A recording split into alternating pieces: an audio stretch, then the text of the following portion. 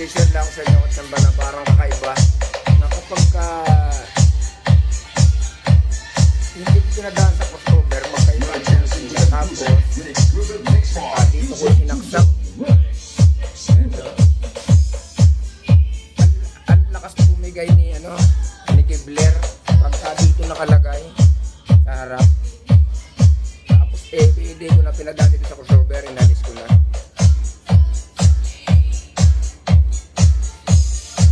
Nanyo katsamba yung volume na nakaganan lang oh.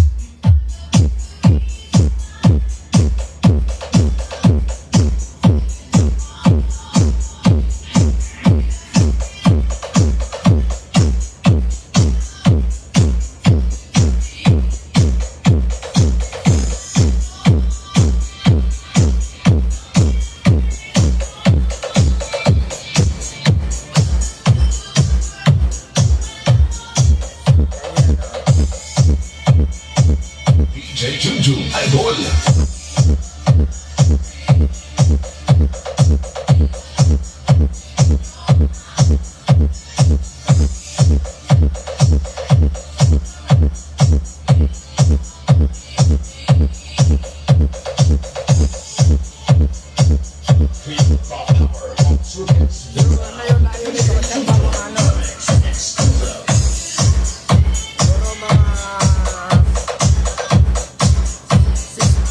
Siguro, mga 6 na metro. Pero tingin mo, umahan na yun.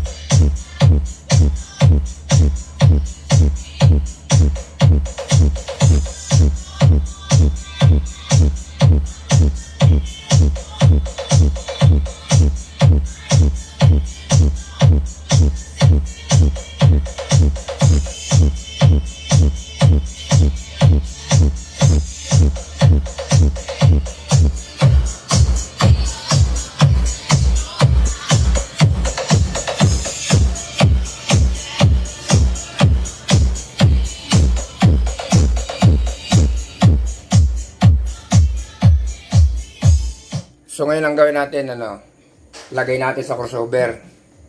Makita natin yung talagang magkaiba yung tunog.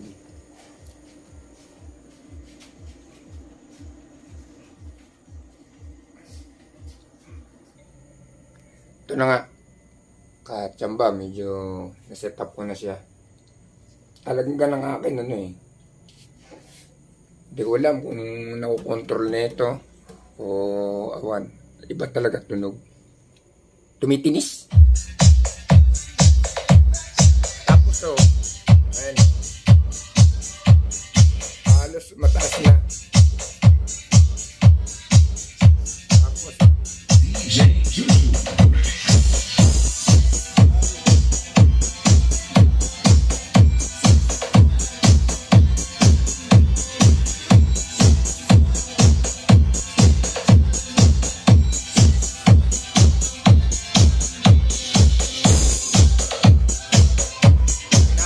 gumagalaw yung plastic.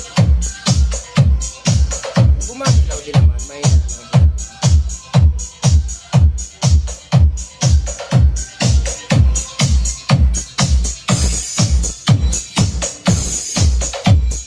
so, ang gawin natin rekta ulit natin. Maano natin ba yung tunog talaga. So ito lang ginagawa ko dyan Talagang para bang mas malakas talaga siya rito. Kasi natin yung input niya rito sa likod. Galing crossover kasi yan. Hina natin. Gala natin dito. Share ko lang. Tapos subukan nyo rin kung may kibler kayo.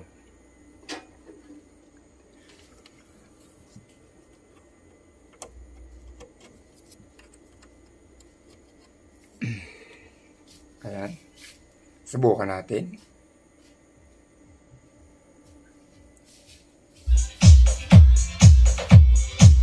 Narinig nyo ba? Ibang-iba yung bass.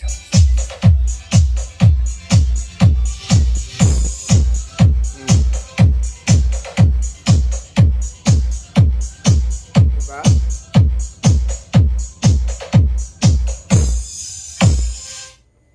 ibang iba.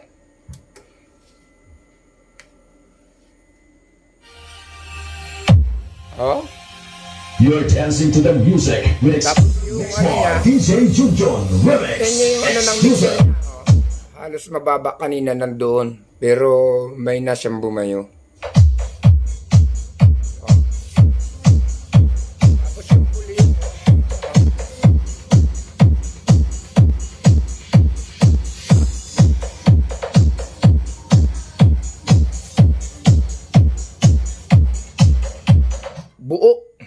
buo ang dating kasi pagka nakandoon sa harap at saka hindi dumaan dito sa crossover.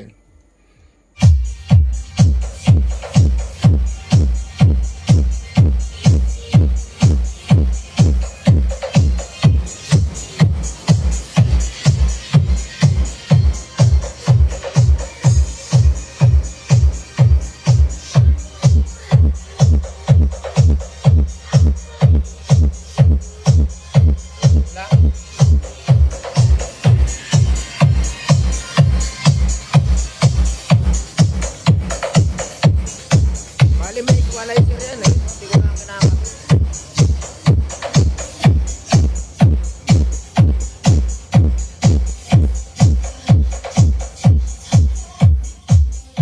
May pagkakaiba kasi malaki. Malaki.